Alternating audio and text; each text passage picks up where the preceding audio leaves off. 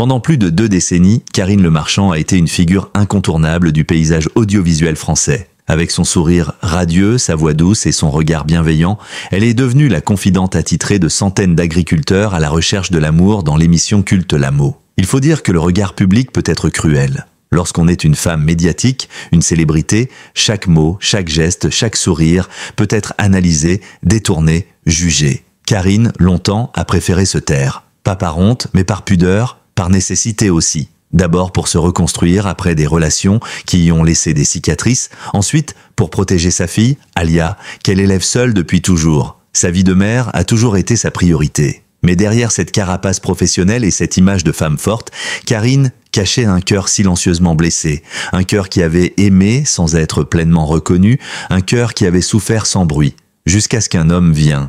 Ce week-end-là, dans une interview donnée à un grand magazine, Karine Le Marchand a choisi de faire ce qu'elle n'avait encore jamais osé, parler, se livrer, nommer l'amour, dire, en mots simples et sans phare, qu'à 58 ans, elle a aimé, et qu'elle aime encore l'homme qui a bouleversé sa vie, celui qu'elle appelle désormais l'amour de ma vie, s'appelle Éloi Vernet. Il n'est ni célèbre ni médiatisé, ni connecté aux sphères parisiennes qu'elle fréquente parfois. Il vit loin du tumulte, au cœur de la campagne française. Et c'est précisément ce contraste qui a fait naître une histoire inattendue, bouleversante, lumineuse. Je l'ai aimé dès que je l'ai entendu parler, pas pour ce qu'il disait, mais pour ce qu'il dégageait, confie-t-elle dans cette interview aux allures de confession. Ces mots, elle les dit avec émotion mais sans pathos.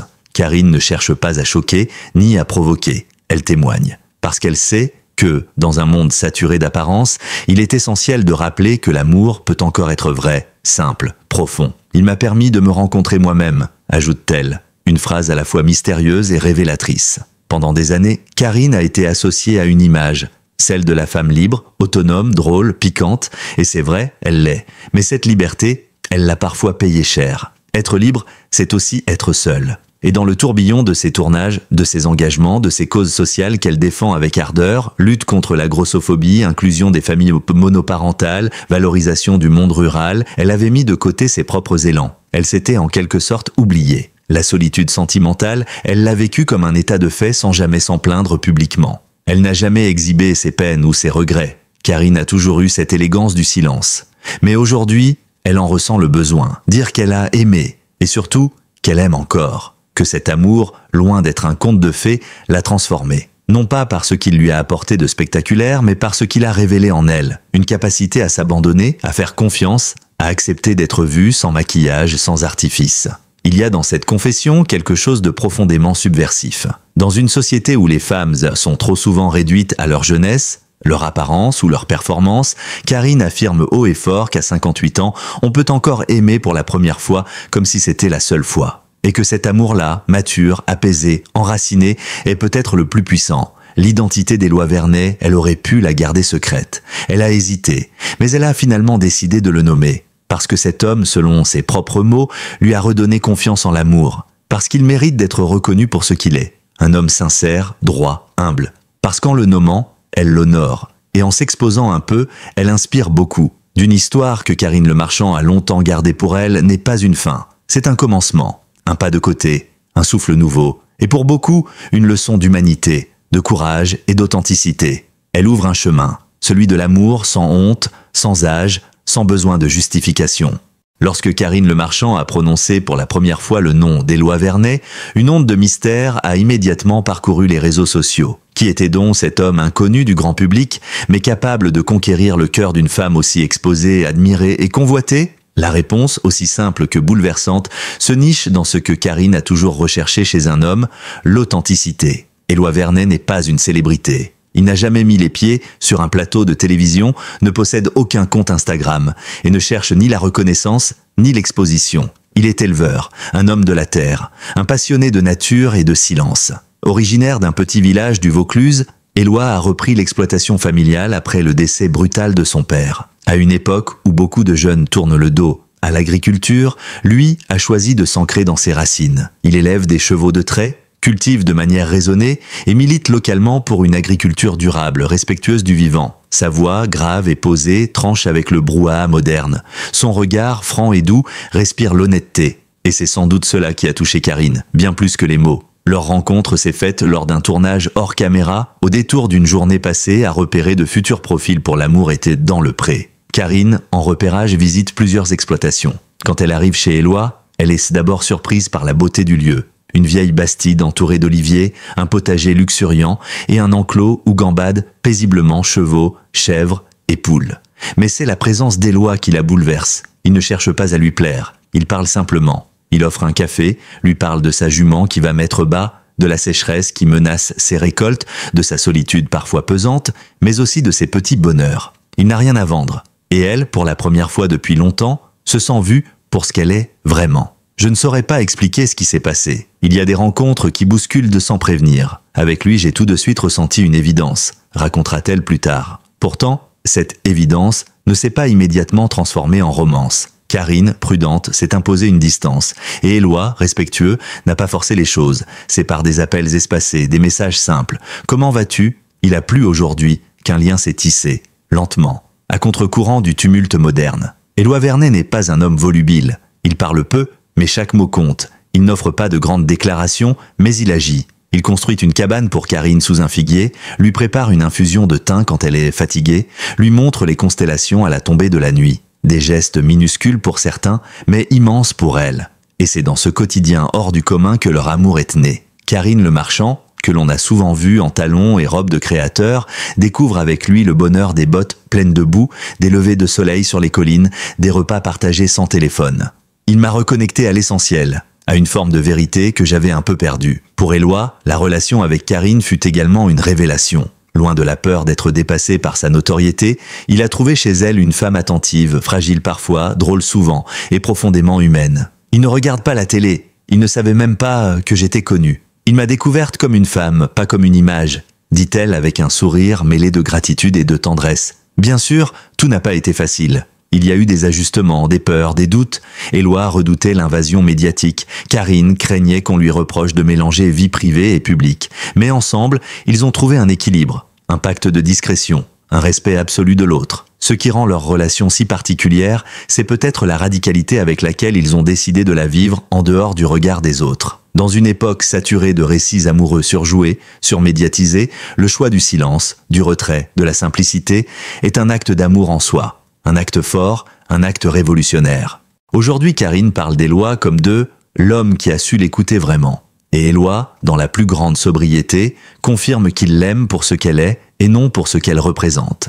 J'ai mis du temps à lui faire confiance, mais il a gagné mon cœur par sa constance, par son respect, par sa façon d'être là, sans jamais chercher à me changer, explique Karine. En révélant son nom au public, elle ne cherche pas à faire de leur histoire un feuilleton. Elle cherche simplement à honorer cette rencontre improbable entre deux mondes. Une animatrice star de télévision et un éleveur discret du sud de la France. Deux âmes que tout semblait opposer, mais que l'amour a réunies dans le silence, l'écoute et l'authenticité. Dans une époque où chaque instant de vie semble devoir être immortalisé, partagé, commenté, Karine Le Marchand et Éloi Vernet ont fait un choix radical, celui du retrait. Pas par honte ni par stratégie, mais par conviction. Conviction que certaines choses, les plus précieuses peut-être, ne se crient pas, ne s'exposent pas, mais se préservent.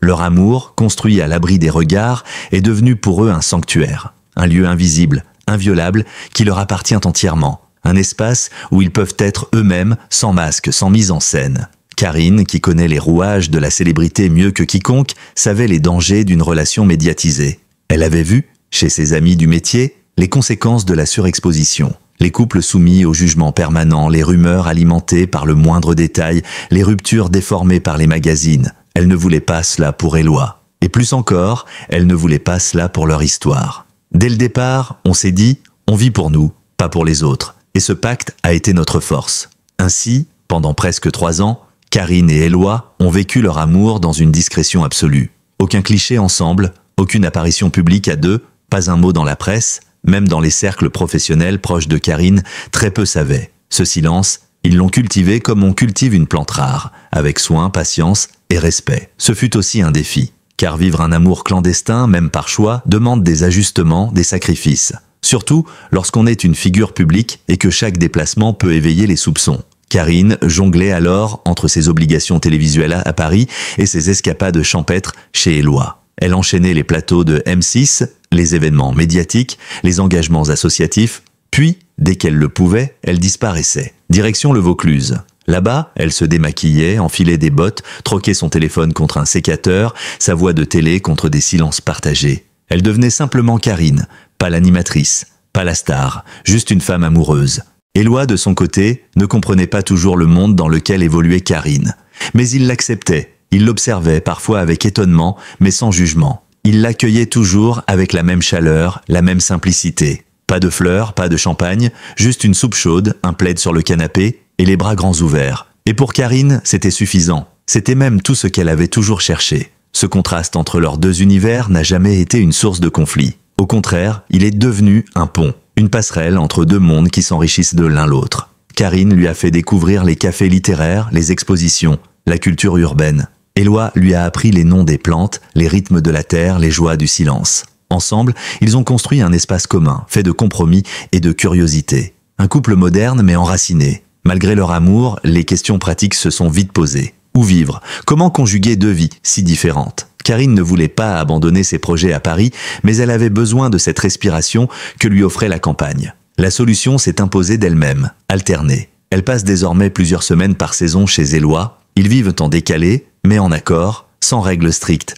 avec une seule boussole, l'envie de se retrouver. Ce mode de vie, atypique, pourrait faire sourire. Pourtant, il est le reflet d'une génération nouvelle, celle qui refuse les carcans, les injonctions et invente ses propres modèles. Un couple n'a pas besoin de vivre sous le même toit chaque jour pour exister. L'amour ne se mesure pas au nombre de publications sur Instagram, ni au nombre d'apparitions publiques. Il se mesure dans la qualité du lien, dans l'attention portée, dans le respect du rythme de l'autre. Aujourd'hui, si Karine accepte enfin d'évoquer cette relation, c'est parce qu'elle estime qu'il est temps de redonner ses lettres de noblesse à la pudeur, de rappeler qu'il est possible d'aimer sans s'exhiber, de vivre une relation pleine sans passer par l'approbation collective. Elle le dit elle-même, ce qui est précieux n'a pas besoin d'être crié. Et au fond, cette pudeur-là, ce silence choisi, raconte beaucoup plus qu'un simple choix de discrétion. Il raconte une philosophie de vie, un refus de l'agitation, une quête de profondeur et une immense confiance en l'autre bien sûr, mais aussi en la solidité du lien, en sa résistance au temps, à la distance,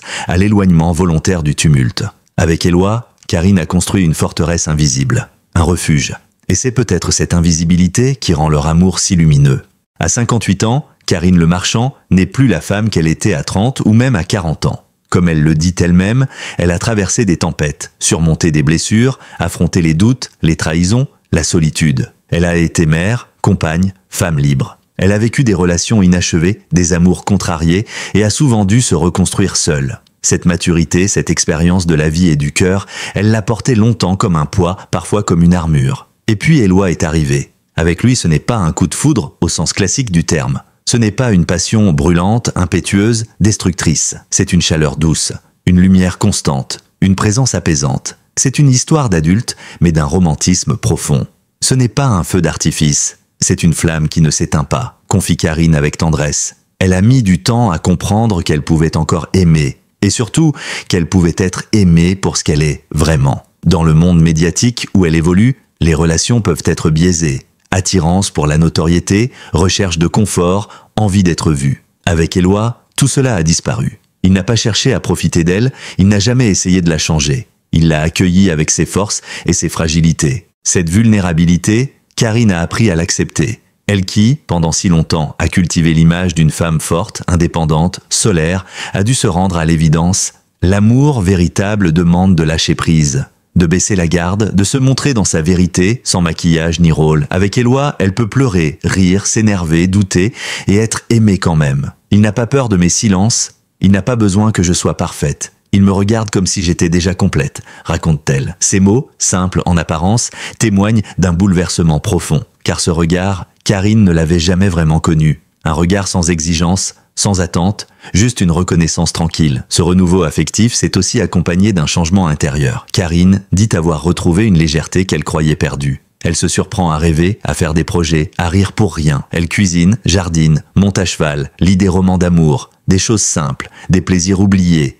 des élans qu'elle n'osait plus avoir. Elle redécouvre la joie d'être amoureuse, non pas comme une adolescente, mais comme une femme en paix. Cette paix, elle la doit à la sincérité d'Éloi, mais aussi à sa propre évolution. Elle n'attend plus d'un homme qu'il la sauve, qu'il la comble ou qu'il la répare. Elle est complète, et c'est peut-être parce qu'elle n'a plus besoin qu'elle peut enfin aimer librement. « Je ne veux pas qu'il me complète, je veux qu'il m'accompagne », dit-elle, une nuance essentielle. Ils n'ont pas de projet de mariage ni de pacte formel, pas de bague, pas de promesses gravées dans le marbre, juste une volonté commune de cheminer ensemble, de se respecter, de se soutenir, de partager des moments de vie. Ils parlent de construire un potager ensemble, de partir en randonnée dans les Cévennes, de rénover une vieille grange pour en faire un lieu de retraite artistique. Des rêves simples, des désirs authentiques, loin de vouloir briller aux yeux des autres. Karine aspire désormais à une forme de sobriété sentimentale, une sobriété heureuse. Elle n'a plus besoin d'être désirée par tous. Elle veut être choisie, chaque jour, par un seul. Et ce un seul, c'est Éloi. Il n'a peut-être pas les mots pour le dire, mais ses gestes parlent pour lui. Son amour est constant, solide, discret, comme la terre qu'il cultive. De sa vie est celui d'une renaissance. Non pas une rupture avec le passé, mais une réconciliation. Elle n'a pas renié ses erreurs, ni oublié ses douleurs. Elle les porte en elle comme des cicatrices qui rappellent où elle a été. Mais désormais, elle marche la tête haute, elle n'a plus peur d'aimer, plus peur d'être vue. Elle sait qui elle est et elle sait ce qu'elle mérite. À travers ce nouveau souffle, Karine Le Marchand nous offre une leçon de vie. Il n'y a pas d'âge pour aimer, pas d'âge pour rêver, pas d'âge pour recommencer. L'amour ne se mesure pas en années, mais en vérité. Et parfois, c'est à 58 ans que l'on vit l'histoire la plus belle de sa vie. Lorsque Karine Le Marchand a décidé de révéler au public l'existence de son amour avec Éloi Vernet, elle savait que ce choix ne serait pas anodin. Depuis toujours, elle maîtrise son image avec une grande intelligence médiatique et chaque prise de parole est soigneusement pensée. Pourtant, cette fois, ce n'est pas une stratégie mais une envie profonde, presque urgente de témoigner. Car au-delà de sa propre histoire, Karine porte un message, celui de la possibilité d'aimer autrement à tout âge, loin des codes, des attentes et des injonctions. Et ce message, en quelques heures à peine, a fait écho. Sur les réseaux sociaux, les réactions ont afflué. Des milliers de femmes de tous âges ont écrit à Karine pour la remercier. Des messages intimes, bouleversants, parfois désespérés, parfois porteurs d'espoir. Une femme de 64 ans confie « Je pensais que plus personne ne pourrait jamais m'aimer comme je suis aujourd'hui. Vous venez de me redonner espoir. » Une autre écrit « Vous m'avez fait comprendre que le silence n'est pas un vide, mais parfois la plus belle des preuves d'amour. » Ce que Karine a osé faire, c'est réhabiliter une vision apaisée de l'amour. Loin des grandes déclarations sur Instagram, loin des tumultes passionnels, loin de l'idée qu'il faut faire jeune pour séduire. Son histoire avec Éloi est un manifeste à contre-courant. Elle montre que l'amour peut naître dans la lenteur, s'épanouir dans la discrétion, durer sans bruit. C'est un hymne à la sincérité, à la patience, à la maturité affective. Karine Le Marchand n'a jamais prétendu être une experte de l'amour. Mais paradoxalement, en écoutant pendant plus de 15 ans les histoires des autres, elle a appris. Elle a vu des solitudes profondes, des blessures mal cicatrisées, des élans sincères, des illusions tenaces. Elle a été témoin de rencontres magiques, mais aussi de désillusions cruelles. Et elle a compris une chose, l'amour ne se commande pas, mais il se construit, il se mérite, il se choisit, et surtout, il se protège. En parlant d'Éloi aujourd'hui, Karine n'ouvre pas une porte médiatique sur sa vie privée. Elle en ouvre une autre, celle du partage d'expériences, de la transmission, de la solidarité affective. Elle veut dire aux femmes et aux hommes qu'il est possible de recommencer, que ce n'est pas parce qu'on a vécu des douleurs, qu'on a été quitté, trahi, oublié, qu'on est voué à rester seul, que le bonheur n'a pas de date de péremption et que parfois il arrive quand on ne l'attend plus. Il y a aussi dans cette confession